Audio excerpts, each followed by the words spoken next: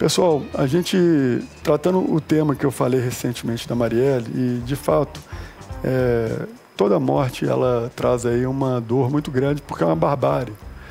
Mas ao assassinar uma vereadora da forma covarde, cruel e articulada do jeito que a gente vê, acho que não precisa nem entrar em detalhes, que a gente está vendo tanto sobre esse tema, que todos já estão cientes de tudo que envolveu esse caso trágico da vereadora Marielle do Franco, no Rio de Janeiro. Claré, as pessoas foram identificadas, estão na iminência já de ter aí as suas penas garantidas, e é uma pedra que se coloca nesse assunto tão triste, ou você acha que ainda teremos desdobramentos ainda com relação a esse caso? Pois é, Rodrigo, depois de 6 anos de investigações, chegamos aí, segundo a Polícia Federal, aos mandantes do crime, né, os irmãos Brazão e o da polícia, né, aquele chefe da polícia do Rio, que esqueci o nome. E o que acontece, Rodrigo, é o seguinte: primeiro, as pessoas têm que parar com isso de dizer, demorou muito para descobrir. Saibam que 2/3 dos casos de homicídio no Brasil não são descobertos, não são solucionados. 2/3. Então, da Marielle é exceção, é 1/3. Que bom que chegaram à conclusão quem seria. Aliás, o irmão do Freixo, do Marcelo Freixo, demoraram 14 feito. O que tem que ficar claro nessa história é que chegaram aos mandantes, né, tanto é que tem mandado de prisão para eles.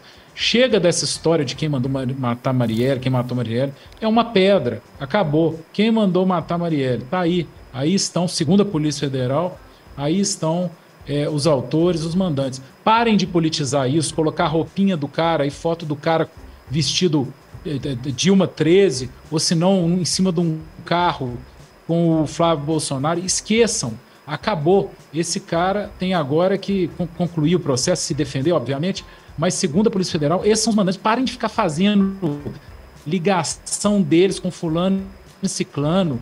Se você, que é um Lula afetivo, né, extrema esquerda, tentava associar o Bolsonaro, não rolou, né? Então, assim, bola para frente, sinto muito para a família.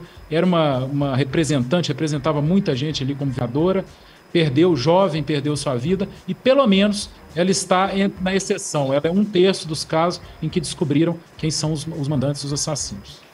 Figueiredo, é um alívio para a família e, ao mesmo tempo, para as pessoas que estavam aí em busca de uma solução para esse caso trágico. Repito mais uma vez, você cala uma vereadora, não apenas um ser humano, mas também a todos que a elegeram, e, ao mesmo tempo, a democracia enfraquece cada vez mais. E o Rio de Janeiro, ela é, de fato, um metaverso do Brasil. O Brasil já não é simples, mas o Rio de Janeiro, quando a gente entende que vai desde o jogo do bicho, polícia, deputado, enfim, uma teia, uma rede conectada e em prol do crime, é uma pontinha do iceberg, né, Figueiredo? Talvez esse caso possa ajudar a desmantelar aí uma linha do crime que, quem sabe, traz aí também um pouco de esperança para os cariocas aí, tentar encontrar aí uma luz nesse estado que ele é literalmente tomado pelo crime organizado. Com certeza, né, Rodrigo? Principalmente por ser principalmente a cidade do Rio de Janeiro, né? Uma cidade maravilhosa, dentre aí as cidades mais maravilhosas do mundo. E a gente viver isso, né, dentro da cidade do Rio de Janeiro, dentro do estado do Rio de Janeiro, é muito triste por conta de toda a importância histórica, cultural, que todo esse estado e principalmente sua capital traz. E tem um detalhe, sabe, Rodrigo? Hoje de manhã estava ouvindo o Procurador-Geral de Justiça do Rio de Janeiro sobre esse caso. E ele falou um ponto que eu acho que é muito importante deixar evidenciado para as pessoas que estão nos acompanhando. Termina a discussão que o caso não era por ideologia. Ela não foi morta por questões ideológicas, foi morta por conta de combater, como vereadora, as milícias referente às especulações imobiliárias, né? Os imóveis que a milícia do Rio de Janeiro construía, diz que o impacto, inclusive, era em torno de 600 milhões de reais. Então, ela foi uma vereadora muito presente na disputa contra o que a milícia faz na cidade do Rio de Janeiro. E isso não tem a parte ideológica de direita e esquerda, né? É bom a gente deixar claro isso. Outro detalhe que a gente falou muito aqui no Talk semana passada: quantos vereadores no Brasil são mortos, né, por questões de escolhas, inclusive partidárias, ideológicas ou por posicionamentos firmes? Há inúmeros vereadores, inclusive, que são agredidos, são assassinados em todo o território brasileiro.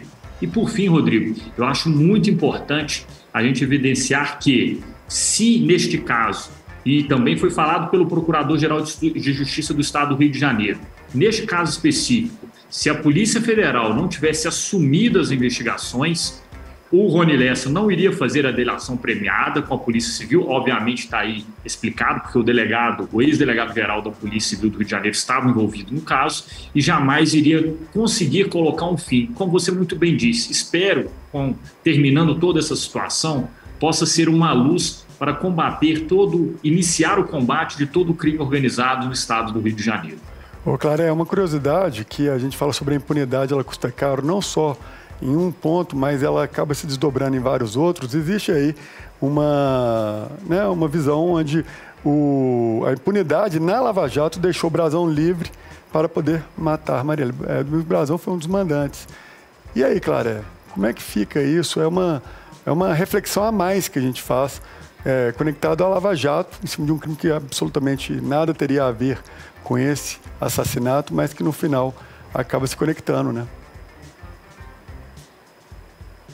Não, sem sombra de dúvida. Eu não queria estar na pele daqueles de extrema esquerda radical, que criticam a Lava Jato, mas ao mesmo tempo agora apontam um dedo para esse suspeito que é o Brazão. Quer dizer, e aí, a Lava Jato estava certa ou estava errada? Deve ser uma curiosidade interessante. Eu não queria estar na pele deles, não.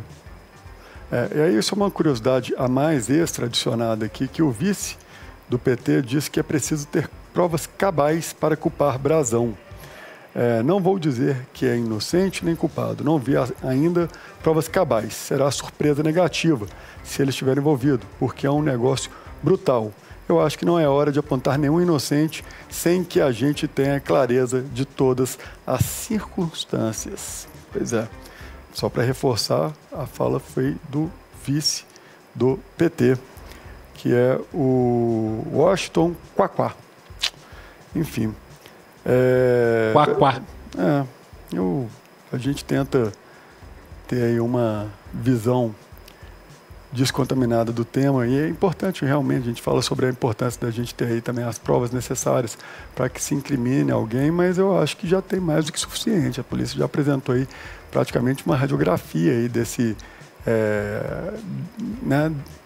crime, e que qual outra prova que precisaria um filme, né, mostrando ele cometendo já tivemos aí todas as delações possíveis e imagináveis, mas o Brasil tem isso, né? A gente já falou várias vezes, Figueiredo, aqui o Brasil, a nossa Constituição permite que crimes como esse, com todas essas provas, não só esse, mas outros também, como foi no caso da Lava Jato, a gente citou há pouco, não são suficientes ainda para que se coloque alguém poderoso na cadeia. As pessoas geralmente mal dormem na cadeia e já arrumam aí um argumento para ser livre e responder em liberdade. Com certeza, né, Rodrigo? A gente sabe, eu já cansei de falar aqui no Talks, que a legislação penal brasileira, ela é seletiva, né? Ela seleciona realmente ali as pessoas que ela quer punir. A gente sabe que ela busca realmente punir aquelas pessoas que não têm tanto acesso, né, como a classe mais pobre da sociedade. Aqueles que têm acesso aos tribunais superiores por meio dos seus grandes advogados, consegue, né, tudo aquilo que busca, basta ver o que a gente vê, as decisões do Supremo Tribunal. Agora, tem um detalhe, né, Rodrigo, importante, como você disse, que declaração infeliz, é desse deputado que você disse, né, do PT, vice-presidente do PT? Isso. É infeliz, né? Como é que numa situação dessa a pessoa ainda tem a coragem de fazer uma declaração como essa? Igual foi na sexta-feira o próprio Dorival Júnior, né? Que declaração infeliz falando do caso do Robinho, né? Então, assim, as pessoas têm que entender que a justiça, a legislação e a punição tem que ser cumprida, né? E parar de querer, sendo muito direto, parar de querer defender bandido, né? Exatamente, a gente tem essa, infelizmente, conviver. Eu falo infelizmente não porque eu quero desrespeitar a nossa Constituição, Claré é um defensor assíduo dela, mas que ela possui vícios e que ela, de certa forma, foi projetada para proteger aqueles que lá estão no poder, isso a gente não tem dúvida.